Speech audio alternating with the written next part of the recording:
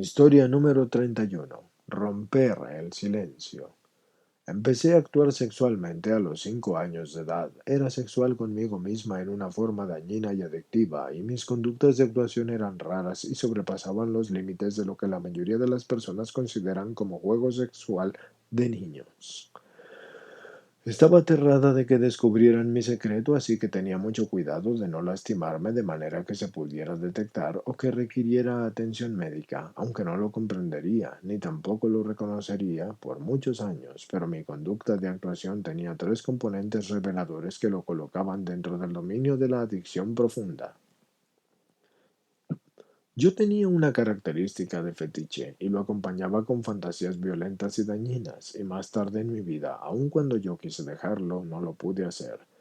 Hice y rompí muchas promesas a Dios acerca de detener esas conductas porque algo dentro de mí estaba sediento de recuperación. En mi corazón yo siempre supe que había algo muy equivocado con lo que yo estaba haciendo, pero me sentía atrapada y sin esperanzas en una mentalidad de niña acompañada de un grado inconmensurable de vergüenza. Aunque tenía miedo de alguna forma, yo había adquirido lo que percibía como la perversión sexual de la familia y me consolé con pensar que de alguna forma yo era diferente y después de todo mi conducta era muy privada y solitaria, mientras que la de ellos estaba de manifiesto y requería la actuación con múltiples parejas sexuales. Aún así, en mi corazón yo sabía que lo que estaba haciendo no era correcto, y creo que fue mi profunda vergüenza la que alimentó mi necesidad de buscar a Dios y algún tipo de espiritualidad a la edad de 7 u 8 años. Así que conforme fue aumentando mi comprensión de la Biblia, me afectó profundamente el darme cuenta de que tendría que dejar mis conductas sexuales enfermizas si yo quería vivir de acuerdo a los principios bíblicos y tener una relación con Dios conforme fuera llegando a entenderlo, así que desarrollé un síntoma exterior demasiado autodestructivo y agotador que se convirtió en el reflejo del odio que sentía hacia mí misma y de las oleadas internas continuas de culpa y vergüenza que me envolvían. Me mordía mis uñas y mis cutículas hasta que sentía tanto dolor que casi no podía usar mis manos. Definitivamente era adicta a hacerme daño a mí misma y como adolescente entré en una depresión crónica y hasta con tendencias suicidas y me sentía atrapada sin esperanzas en una mortaja casi insoportable de aislamiento y silencio. Mis padres de alguna forma se dieron cuenta de la gravedad de mi depresión y me llevaron a consultar con un doctor amigo suyo que parece haber sido un psicólogo adelantado a su época porque intentó hacer que yo soltara mi secreto celosamente guardado con unas preguntas muy perspicaces. ¿No era feliz en casa? Sentía una culpa excesiva igual que la mayoría de los jóvenes acerca de las prácticas de la masturbación. Él había sido amigo de mis padres durante años, y el silencio de la familia reinó y evitó que yo le dijera la verdad acerca de mi vida privada o la de mi familia, puesto que esto hubiera sido una traición imperdonable. Y así es que aunque una parte de mí quería confiar en él, le mentí acerca de las circunstancias familiares y negué que tuviera algún problema sexual, y desde entonces he estado atrapada en un dilema tremendo entre mi adicción y mi relación con Dios. A los 17 años me casé y al fin obtuve un alivio de ese dilema, así que racionalicé que simplemente era una persona con altas necesidades sexuales que iba a encontrar consuelo en la seguridad de una relación formal. Creía que mi dilema al fin se había terminado y tuve fantasías acerca de que nunca volvería a ser un problema, y aunque me mantuve alejada de la conducta sexual compulsiva durante la mayor parte de ese tiempo, volví a recordar con dolor su desconcertante presencia en una ocasión en que mi esposo y yo acordamos mantener el celibato. Cuando teníamos 2 años de casados, mi esposo sugirió que evitáramos las relaciones sexuales durante mi embarazo y la obsesión constante que yo sufrí durante esa privación impuesta me recordó bruscamente que mi adicción no se había alejado. Inicialmente mi esposo se sintió atraído por mi aparente forma de ser extrovertida y mi independencia, pero mis prácticas adictivas y el sistema familiar que las fomentó dejó un enorme vacío en donde debieron estar las habilidades para ser una buena madre. Seguía sintiéndome suicida y exageradamente deprimida, y ese veneno amargo y maltrató nuestra relación y me privó a mí de entregar todo mi ser a mi matrimonio. Así que idealicé a mi esposo haciéndolo a él demasiado grande y a mí demasiado pequeña. Y claro que estaba ciega a sus adicciones y a su disfunción. Yo no tenía idea de que ser abnegada y tratar de ser todo lo que él quería que yo fuera y permitirle así a él el no responsabilizarse de nada, porque eso a la larga me iba a costar mi hogar y mi familia. Después de 17 años de cumplir todas sus necesidades y caprichos, me horroricé de saber que tenía una relación con otra mujer. Una separación de 3 años marcada por sus repetidas súplicas de que yo le diera más tiempo y sus promesas de que regresaría a casa, terminó cuando yo al fin logré reunir la suficiente entereza para darle un ultimátum que nos llevó al divorcio. Huelga, es decir, que mi adicción retornó con toda su furia, porque estaba horrorizada por mi incapacidad de controlar mi conducta a pesar de mis valores religiosos y mi temor de poner en riesgo mi relación con Dios o el dolor intenso de mi ambiente prevaleciente de odio a mí misma.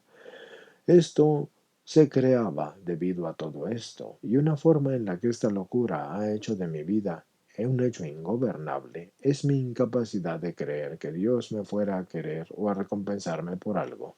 Y aunque creo profundamente en las promesas bíblicas del amor bondadoso y el perdón, encontraba imposible dejar entrar el amor de Dios, y aún ahora lloro y le suplico que me enseñe a comprender que Él me apoyará. Es decir, Dios siempre me apoyará. Mi disfunción y mi vergüenza y mi creencia de por vida de que yo soy mala, de alguna forma tomaba la precedencia y negaba mi fe. Mis conductas y actuaciones escalaron, estaban fuera de control y había hecho el compromiso de mantener mi secreto guardado para siempre, y no obstante mi profundo sentido de vergüenza y su impacto en mis relaciones, eso me llevó a buscar terapia en 1978.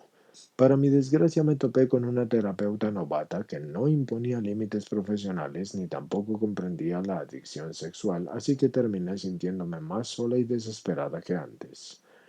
Como se concentró en lo que ella consideraba los males de los mandatos religiosos, intentó confirmar y fomentar las prácticas masturbatorias, fallando completamente en detectar mi compulsión y la violación de mis valores. El camino para sanar se oscureció por otros 10 años. Lo guardé todo, decidiendo que tendría que librar la batalla en mi campo espiritual. Sentía demasiada vergüenza para confiarle a alguien una realidad tan vulnerable. Le prometí a Dios una y otra vez que hablaría con alguien acerca de mi conducta si no la podía dejar por mi cuenta. Y cuando al fin me di cuenta de que yo no la podía dejar por mi cuenta, empecé a ver con quién podía hablar acerca de todo esto. Y tal vez mi primer contacto con la gracia sobre ese tema llegó cuando encontré una terapeuta perspicaz que había estado ella misma en varios programas de 12 pasos. Me llevó con delicadeza y con amor y con paciencia a un viaje hacia mi vida interna y me llevó al centro de mi vergüenza, y aunque me había prometido a mí misma que nunca le iba a confiar mis secretos a otra terapeuta, pronto me di cuenta de que esta mujer perspicaz nunca me daría permiso de violar mis valores y que yo le podía confiar este tipo de vulnerabilidad. Cuando estaba hablando con ella acerca de mi propio temor y de que mi hija pudiera quedar atrapada en su propia adicción, me explicó que cuando un padre tiene una compulsión secreta o adicción, se puede presentar ciertas cosas en sus vidas externas que invitan y también hasta crean la necesidad para que existan las adicciones en sus hijos. Y después me dijo algo que me dobló y que me llevó a la puerta de SAA. Ella dijo: si tú deseas ayudar a tu hija con su adicción, lo mejor que puedes hacer es comenzar a trabajar en la tuya.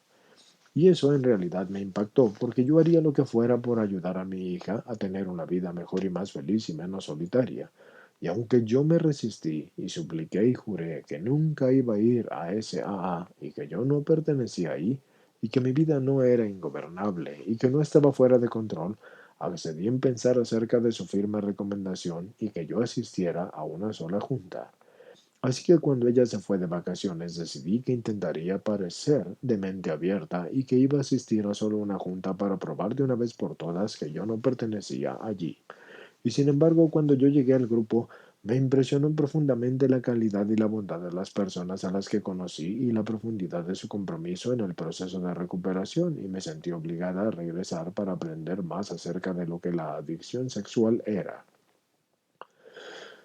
Poco tiempo después, las preguntas de evaluación de la adicción sexual me ayudaron a comprender que yo estaba en problemas y se derrumbaron todas mis barreras externas cuando yo decidí romper el silencio y hablar específicamente acerca de esas conductas en terapia. Así que me sentí destrozada por los dolorosos recuerdos y el sentimiento posterior de culpa y vergüenza que esas declaraciones propiciaron. No sé por qué me imaginé que romper un silencio de 40 años no iba a causar ningún dolor, pero pronto llegué a comprender que mi adicción secreta me había costado mucho en mi autorrespeto y sensación de paz y espiritualidad. En los primeros días en que yo asistía a las juntas de los grupos, conservaba una actitud de cuestionamiento y sentía que había llevado a cabo los pasos en mi religión y que en realidad no los necesitaba. De cualquier forma, tenía que admitir que no había logrado un éxito rotundo de mi sobriedad o de mi sano juicio, y todo esto por mi cuenta. Así que de mala gana decidí experimentar con ellos, incluyendo aquellos que yo creía que ya había hecho en mi religión, y ya son 2 años y medio desde que estoy en el grupo, y sería poco decir que yo he aprendido una lección inconmensurable como resultado de haber asistido. He aprendido que yo no estoy sola y que otras personas se han sentido de la misma manera que yo, y nunca he sentido que pertenecía en alguna parte, y he tenido que luchar con esa sensación de aislamiento cada vez que yo asisto a una junta. Pero he encontrado indicios de gracia y pequeñas dosis de serenidad, y he encontrado comprensión y paciencia, y encontré un patrocinador que me ha dado mucho apoyo y bondad, pero me ayuda a seguir conquistando nuevos retos en el programa, y con todos estos recursos he empezado a derrumbar los casi impenetrables muros de la vergüenza y el aislamiento y el silencio. Yo empiezo a tener un sentido de pertenencia y valor, y me he mantenido sobria de esas conductas dañinas durante aproximadamente 2 años, pero ahora deseo y trabajo por lograr un tipo de sobriedad mucho más estricta. En terapia empecé a examinar las causas de mi adicción y me di cuenta, para el horror mío, de que yo crecí en una familia que practicaba el incesto y en donde la mayoría de sus miembros participaban de la actuación, y no sé cómo no se me ocurrió o no lo vi antes, y casi todos los hijos en mi familia manifestaron conductas de actuación graves y trastornos anormales de la infancia. Nunca entendí el perfil de una familia en donde se practicaba el incesto o la compulsión de repetirlo hasta que yo llegué a terapia con mis propias heridas, y aunque mi deseo de complacer a mi terapeuta fue lo que me hizo dejar atrás mi vergüenza para asistir a mi primera junta de SAA, mi sed de recuperación y el apoyo bondadoso y el haber sanado me motiva a quedarme. Hasta que me divorcié, mi vida externa se consideraba presentable, y aún hoy muy pocas personas de mi mundo exterior van a saber o se van a imaginar de los problemas que yo he tenido. Aún así, yo me doy cuenta de que mi vida interna ha sido completamente ingobernable y que me he enfrentado con la decisión máxima de todo adicto, y que todo adicto de hecho debe de enfrentar. Esa es la elección entre la recuperación o la muerte. Yo deseo la recuperación con todo mi corazón. Yo deseo poder sentir el amor de Dios y aprender a quererme a mí misma. Yo tengo que aprender que no lo puedo hacer todo a la perfección, y de hecho nada puedo hacer a la perfección. Se trata de progreso, no de perfección. Es una lucha formidable. Pero existe una cosa que sí es distinta ahora, y es que ya no tengo que fingir y no tengo que intentar hacerlo sola. Eso es gracias a Dios, porque gracias a Dios existe SAA. Y ese grupo maravilloso me ha ayudado a romper el silencio y el muro del aislamiento bajo el cual he vivido la mayor parte de mi vida.